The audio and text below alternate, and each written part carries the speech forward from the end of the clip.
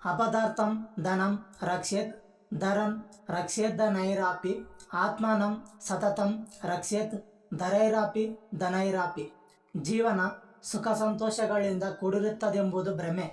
ರೋಗ ರುಜಿನಗಳು, ಸಮಸ್ಯೆಗಳು, ಕಷ್ಟಗಳು ಆಗಾಗ ಎದುರಾಗುತ್ತವೆ. ಆ ಸಂದರ್ಭದಲ್ಲಿ ನಮಗೆ ಅವುಗಳ ಪರಿಹಾರಕ್ಕಾಗಿ ಹಣದ ಅವಶ್ಯಕತೆ ಇರುತ್ತದೆ. ಅದಕ್ಕಾಗಿ ಧನವನ್ನು ಸಂಗ್ರಹಿಸಬೇಕು.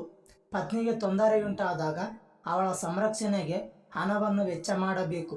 ಪತ್ನಿಗಿಂತಲೂ ಹಣಕ್ಕಿಂತಲೂ ಮಿಗಿಲಾಗಿ ಆತ್ಮವನ್ನು ಯಾವಾಗಲೂ ಸಂರಕ್ಷಿಸಬೇಕು. ಆತ್ಮರಕ್ಷಣೆಯಿಂದಲೇ ಸರ್ವರಕ್ಷಣೆಯಾಗುವುದು. ನಕ್ಷತ್ರ ಭೂಷಣಂ ಚಂದ್ರೋ ನಾರಿಣಂ ಭೂಷಣಂ ಪತಿ ಪೃಥಿವಿ ಭೂಷಣಂ ರಾಜ ವಿದ್ಯಾ ಸರ್ವಸ್ಯ ಭೂಷಣಂ. ಯಾರಿಗೆ ಯಾವುದು ಭೂಷಣವೆಂಬುದನ್ನು ಚಾಣಕ್ಯನು ಇಲ್ಲಿ ತಿಳಿಸುತ್ತಾನೆ. ಆಕಾಶದಲ್ಲಿ ಕೋಟಿ ಕೋಟಿ ನಕ್ಷತ್ರಗಳಿರುತ್ತವೆ. ಅವುಗಳಿಗೆ ಚಂದ್ರನೇ ಅಲಂಕಾರವಾಗಿರುತ್ತಾನೆ. ಅಂದರೆ ಚಂದ್ರನಿಂದ ನಕ್ಷತ್ರಗಳು ಅಲಂಕರಿಸಲ್ಪಡುತ್ತವೆ. ಸ್ತ್ರೀಯರಿಗೆ ಗಂಡನೇ ಅಲಂಕಾರವು. ಪತಿವಿಹೀನಳಾದ ಸತಿಗೆ ಸಮಾಜದಲ್ಲಿ ಗೌರವ ಇರುವುದಿಲ್ಲ. ಭೂಮಿಗೆ ರಾಜನೇ ಅಲಂಕಾರವಾಗಿರುತ್ತಾನೆ. ಅದಕ್ಕೆಂದೇ ಅವನನ್ನು ಭೂಪತಿ ಎಂದು ಕರೆಯುತ್ತಾರೆ. ವಿದ್ಯೆಯೇ ಸಕಲ ಜನರಿಗೂ ಅಲಂಕಾರವಾಗಿರುತ್ತದೆ. ವಿದ್ಯೆ ಇಲ್ಲದೆ ಯಾವುದೂ ಪ್ರಕಾಶಿಸುವುದಿಲ್ಲ. ಅರ್ಥನಾಶಂ ಮನಸ್ತಾಪಂ ಗೃಹೆ ದುಶ್ಚರಿತಾನಿ ಚ ವಂಚನಂ ಚಾಪಮಾನಂ ಚ ಮಾತಿಮಾನ್ ನ ಪ್ರಕಾಶಯೇತ್. ಬುದ್ಧಿವಂತನಾದವನು ತನಗೆ ಸಂಭವಿಸಿದ ಧನನಾಶವನ್ನು, ಮನೋದುಃಖವನ್ನು, ಮನೆಯಲ್ಲಿ ನಡೆಯುವ ದುರಾಚಾರಗಳನ್ನು, ತನಗಾದ ವಂಚನೆಯ ವಿಷಯವನ್ನು, ಅಪಮಾನವಾದದ್ದನ್ನು ಇತರರಿಗೆ ಬಹಿರಂಗಪಡಿಸಬಾರದು. ಈ ವಿಚಾರಗಳನ್ನು ಇತರರಿಗೆ ಹೇಳಿಕೊಂಡರೆ ಅವು ಒಬ್ಬರಿಂದೊಬ್ಬರಿಗೆ ಗಾಳಿಯಂತೆ ಹರಡುತ್ತದೆ. ಅದರಿಂದ ಯಾವ ಪ್ರಯೋಜನವೂ ಇಲ್ಲ. ನಮ್ಮ ಘನತೆ ಗೌರವಗಳಿಗೆ ಕುಂದುಂಟಾಗುತ್ತದೆ. ಮನೆಯ ಗುಟ್ಟು ಮನೆಯೊಳಗೆ ಇರಬೇಕೆಂಬುದು ಚಾಣಕ್ಯನ ಅಭಿಪ್ರಾಯ. ಅತಿ ಕಾಮತ್ ದಶಗ್ರೀವ, ಅತಿ ಲೋಭತ್ ಸುಯೋಧನ, ಅತಿ ದಾನತ್ ಬಲಿರ್ನಷ್ಟ, ಅತಿ ಸರ್ವರ್ಥ ವರ್ಜಾಯೇತ್. ಲಂಕಾಧಿಪತಿಯಾದ ರಾವಣನು ರತಿಯಂತ ಸತಿ ಮಂಡೋದರಿ ಇದ್ದರೂ ಶ್ರೀರಾಮನ ಪತ್ನಿ ಸೀತೆಯನ್ನು ಕಾಮಿಸಿದನು. ಇವನ ಅತಿ ಕಾಮವು ಲಂಕೆಯನ್ನು ನಾಶ ಮಾಡಿತು. ಅತಿ ಅಹಂಕಾರದಿಂದ ಕುರುವಂಶದ ದುರ್ಯೋಧನಾದಿಗಳು ನಾಶ ಹೊಂದಿದರು. ಬಲಿಚಕ್ರವರ್ತಿಯು ಅತಿ ದಾನದಿಂದ ವಾಮನ ರೂಪಿಯಾದ ವಿಷ್ಣುವಿನಿಂದ ದಾನ ಕೇಳಲ್ಪಟ್ಟು ಬಂಧನಕ್ಕೊಳಗಾಗಿ ಪಾತಾಳ ಸೇರಿದನು. ಆದುದರಿಂದ ಅತಿ ಸರ್ವರ್ಥ ವರ್ಜಯೇತ್ ಎನ್ನುವಂತೆ ಎಲ್ಲ ವಿಚಾರಗಳಲ್ಲಿಯೂ ಅತಿಯಾಗಿರುವುದನ್ನು ತ್ಯಜಿಸಬೇಕು. ಉತ್ಸಾವೆ ವ್ಯಾಸನೆ ಚೈವ ದುರ್ಭಿಕ್ಷೆ ಶತ್ರು ವಿಗ್ರಹೆ ರಾಜದ್ವಾರೆ ಸ್ಮಶಾನೆ ಚ ಯಸ್ತಿಷ್ಠಾತಿ ಸ ಬಾಂಧವ. ನಿಜವಾದ ಬಂಧು ಯಾರೆಂಬುದನ್ನು ಇಲ್ಲಿ ಚಾಣಕ್ಯನು ಯಥಾರ್ಥವಾಗಿ ತಿಳಿಸಿದ್ದಾನೆ. ರೋಗದಿಂದ ಹಾಸಿಗೆ ಹಿಡಿದಾಗ ಬಂದು ನಮ್ಮ ಯೋಗಕ್ಷೇಮವನ್ನು ವಿಚಾರಿಸಿ ಸಾಂತ್ವನಗೊಳಿಸುವವನು. ಗ್ರಹಚಾರ ನೆಟ್ಟಗಿಲ್ಲದೆ ತೊಂದರೆಗೊಳಗಾಗಿದ್ದಾಗ ಬಂದು ನೋಡುವವನು.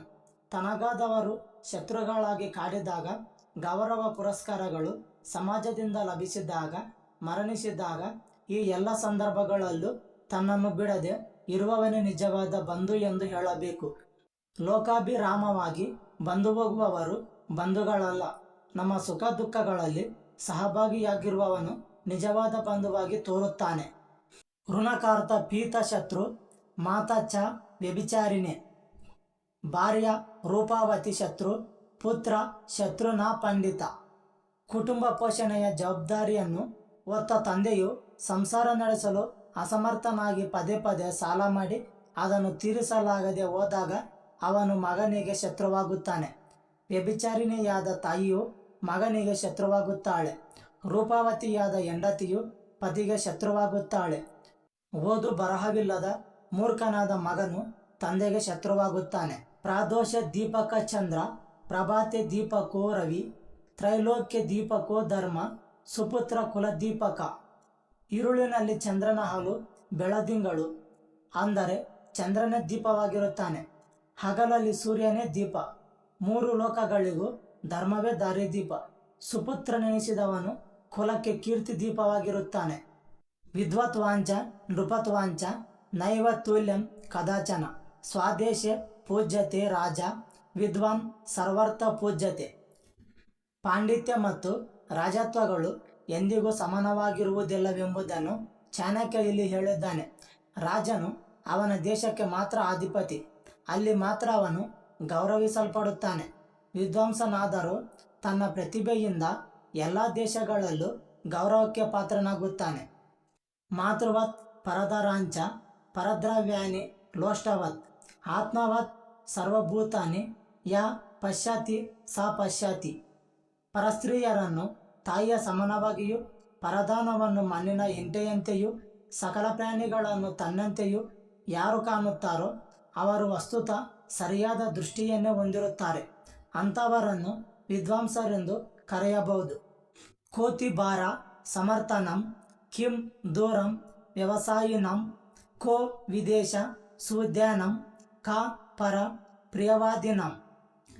ಕಾರ್ಯಸಾಧನೆಯನ್ನು ಮಾಡಬಲ್ಲ ಶಕ್ತಿಶಾಲಿಗೆ ಯಾವುದು ಭಾರವೆನಿಸುವುದಿಲ್ಲ. ಎಂತಹ ಕಾರ್ಯವನ್ನಾದರೂ ಬುದ್ಧಿ ಚಾತುರ್ಯಗಳಿಂದ ಈಡೇರಿಸಿಕೊಳ್ಳುತ್ತಾನೆ. ಉದ್ಯೋಗ ಮಾಡಬಲ್ಲವನಿಗೆ ಸಮೀಪ ದೂರಗಳಿರುವುದಿಲ್ಲ, ಎಲ್ಲಿ ಬೇಕಾದರೂ ಅವನು ಯಶಸ್ಸು ಗಳಿಸುತ್ತಾನೆ. ವಿದ್ಯಾವಂತನಿಗೆ ಯಾವ ದೇಶವೂ ವಿದೇಶವೆನಿಸಿಕೊಳ್ಳುವುದಿಲ್ಲ, ಅವನು ಸರ್ವರ್ಥ ಗೌರವಾಧಾರಗಳಿಗೆ ಪಾತ್ರನಾಗುತ್ತಾನೆ. ಪ್ರಿಯ ಗುಡಿಗಳನ್ನಾಡುವವರಿಗೆ ಶತ್ರುಗಳೇ ಇರುವುದಿಲ್ಲ, ಅವರಿಗೆ ಎಲ್ಲರೂ ಒಳ್ಳೆಯವರಾಗಿಯೇ ಇರುತ್ತಾರೆ. ಮಾಡುವ ಮನಸ್ಸು ಉತ್ಸಾಹ ಪ್ರಯತ್ನಗಳು ಇದ್ದಲ್ಲಿ ಮನುಷ್ಯ ಏನನ್ನು ಬೇಕಾದರೂ ಸಾಧಿಸಬಹುದು ಎಂಬುದು ಚಾಣಕ್ಯನ ಅಭಿಪ್ರಾಯ.